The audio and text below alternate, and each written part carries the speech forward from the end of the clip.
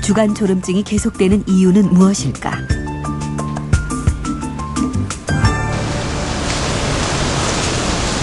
하시는 거는 콩고리 수면 다원 검사의 간이 검사로. 박재경, 김경아 씨를 포함해 주간 졸음증을 가진 5명의 지원자를 받았다. 그렇다고요? 저희가 다 분석을 따로 할 겁니다. 모두 잘 때 코를 골긴 하지만 수면이 부족하진 않다고 했다. 가방에 다 넣어주시면. 낮이고 언제고 저는 그냥 머리만 땅에 닿으면 자긴 자요. 언제든지. 그런데도 굉장히 피곤하거든요. 7시간, 8시간씩 이렇게 잡니다. 못 자도 한 6시간 이상은 자니까 수면 시간이 부족하다고 생각하진 않아요.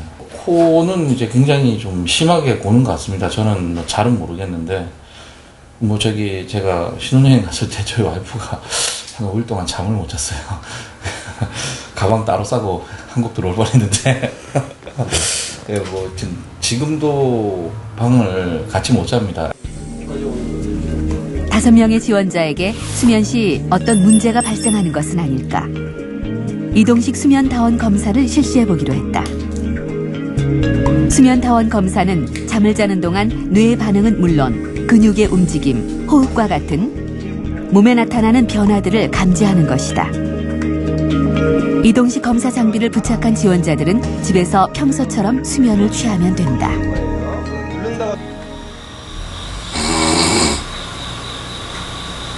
김경아 씨는 잠이 들자마자 연신 코를 골기 시작했다. 자주 뒤척이는 것이 깊은 수면에 들지 못하는 모습이다.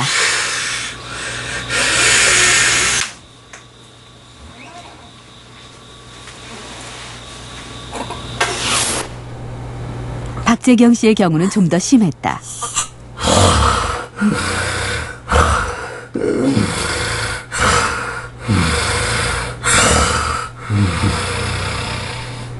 심하게 코를 고는가 싶더니 곧 소리가 멈추었다.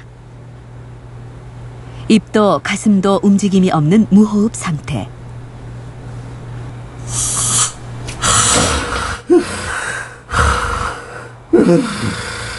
숨을 쉬려고 안간힘을 쓰던 그는 고통스러운지 몸을 뒤틀고 신음소리를 내기도 했다.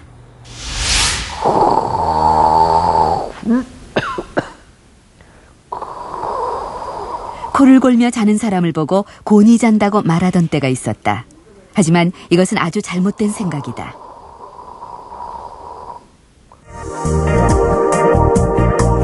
수면 시 호흡이 원활하다면 코 고는 소리는 나지 않는 게 정상이다. 하지만 목젖이 늘어지거나 혀가 처지며 기도가 좁아지게 되면 이곳으로 공기가 지나면서 주변 구조물의 진동을 일으키는데 이 소리를 코골이라 한다. 결국 호흡이 방해를 받아 나타나는 증상이 코골이인 것이다.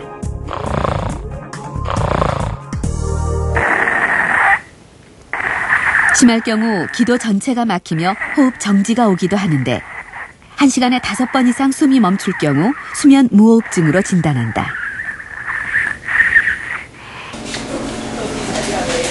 코골이가 심했던 5명의 지원자들. 이들의 수면다원 검사 결과는 어떻게 나왔을까? 단순히 코골이만 있다고 생각했던 지원자들까지도 모두 무호흡이 있는 것으로 나타났다. 특히 박재경 씨의 경우 1분에 80번이 넘게 호흡 정지가 있었다. 여기 보시면 이제 이게 뇌파고요. 뇌파가 있고 심전도가 있고 산소 포화도가 이렇게 있습니다. 산소 포화도가 이렇게 원래 물결처럼 가면 안 되고 일직선으로 쭉 가주는 게 정상인데 이분 같은 경우는 무호흡이 이게 지금 여기서 보시면 이게 숨 쉬는 겁니다. 숨을 쉬다가 숨 멈춘 거죠. 이렇게 숨 멈춘 게 10초 이상이 유지가 되는. 밤새도록 무호흡 아니면 코골이, 무호흡 아니면 코골이야, 무호흡 아니면 코골이. 이게 반복적으로 그러니까 이건 잠을 자는 게 아니에요. 이거는 숙면이 아니에요. 이거는 그냥 눈만 감고 있는 거라고 보시면 돼요. 그러면서 이게 이제 이렇게 무호흡 있다가 깨잖아요. 깨는 게 이게 뇌파에서 깨는 게 보이죠. 수면 무호흡이 오면 산소 부족으로 뇌도 함께 깬다. 무호흡이 1시간에 80번 일어났다면 결국 수면 중 80%는 깨어 있었다는 얘기다. 문제는 깰 때마다 심장과 근육도 함께 긴장하기 때문에 수면 중 휴식이나 재충전은 불가능하다. 다음날 졸리고 피곤한 것도 이 때문이다. 오늘 시간당 82회가 나왔어요. 무호흡 횟수가. 그러면 거의 40초, 50초마다 숨을 안 쉬시는 거죠. 굉장히 심하신 거고, 이 정도면은 거의 낮에 피곤하고 졸려서 활동을 할 수가 없는, 낮에 낮잠을 반드시 주무셔야 되는 그런 상황이라고 보시면 되고, 문제는 그거 외에 이제 만성적인 질병을 유발할 수 있다는 거죠. 착잡하네요. 괜히 검사했다 싶고 차라리 모르면 저기였는데 아니까는 더 마음이 착잡해요. 그럼 고치셔야 되겠네, 빨리. 그렇죠. 이렇게 심각한 건지는 몰랐어요. 코골이가. 오면 이제 당뇨. 역시 1시간에 10회가 넘는 무호흡이 발견된 김경아 씨. 그런 얘기입니다. 그가 습관적으로 복용해온 수면제도 문제였다. 여기 보시면은 근데 약을 지금 먹고 있거든요. 수면제 드시니까 더 그렇지. 수면제는 왜 드세요 또?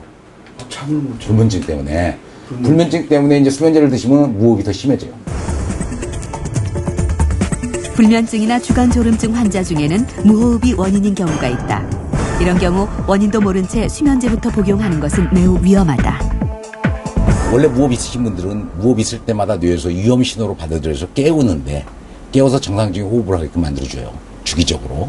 그런데 수면제를 드시면은 그 정상적으로 깨워주는 그런 어떤 그런 기전을 갖다가 방지시키는, 못하게 하는. 그러다 보니까 무호흡 있으신 분들한테는 무호흡이 더 심해질 수밖에 없는. 그래서 오히려 생명에 위험을 줄 수까지도 있는.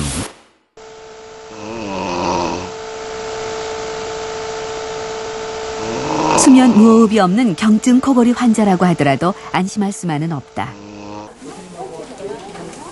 평소 약한 코골이가 있던 허혜숙 씨는 낮에는 피로감에, 밤에는 악몽에 시달려왔다.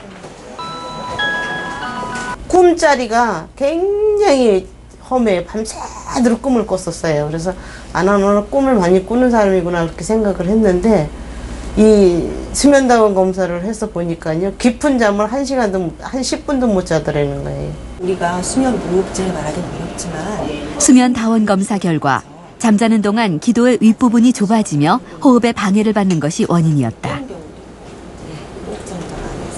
보통 호흡량이 정상적으로 이렇게 예쁜 곡선을 좀 그려야 되는데요. 상기도 저항이 걸리게 되면은 이 호흡이 점차 감소하면서 끝에 저항이 걸리는 것처럼 끝에가 끊기게 됩니다. 이런 게 한 10초 이상 지속되다가 갑자기 요것을 저항을 건들지 못하고 뇌가 깨는 각성이 발생하게 되는 거죠. 이게 1시간당 5회 이상 많이 발생하게 돼서 상기도 저항 증후군이라고 얘기할 수가 있습니다. 네, 어떤 증상이 좀 좋아지셨어요? 상기도 저항 증후군은 코골이 소리도 심하지 않고 무호흡도 나타나지 않기 때문에 발견 자체가 쉽지 않다. 하지만 방치할 경우 무호흡 못지않게 수면의 질을 떨어뜨리고 만성 질환을 일으키는 원인이 될 수 있다. 예전에는요, 1차성 코골이라 그래서 코골이만 있고 다른 수면 장애가 없는 경우에는 우리가 그냥 관찰만 하는 경우도 많았는데요. 요새 연구 추세는 아무리 경한 코골이라도 같이 깔려있는 상기도의 저항이라든가 수면 무호흡증이 있기 때문에 그거로 인한 다른 신체적 기능이나 또 주간의 인지 기능 저하 같은 것을 우리가 간과할 수 없다고 생각을 하기 때문에요. 이제는 코골이도, 약한 코골이라도 반드시 치료 범주에 들어서 치료를 시작해야 한다고 알려져 있습니다. 세계의 지도자라고 불리는 루스벨트와 처칠. 이 두 사람에게서는 재미있는 공통점이 있는데요. 모두 대단한 코골이였다는 점입니다. 특히 미국의 32대 대통령 프랭클린 루즈벨트에게서는 코골이와 함께 수면 무호흡증까지 나타났는데요. 나중에는 수면 무호흡증 환자에게서 볼 수 있는 대표적인 증상들이 늘 따라다녔습니다. 아침이면 몹시 피곤해하고 낮에는 졸림증이 심해서 대화를 하다가도 중간에 꾸벅꾸벅 조는 경우가 많았다고 합니다. 그런데 이렇게 코골이와 수면 무호흡증이 심했던 루즈벨트에게 문제가 생깁니다. 겨우 40대에 고혈압과 관상동맥 질환이 찾아왔던 것입니다. 올해 53세 최두영 씨.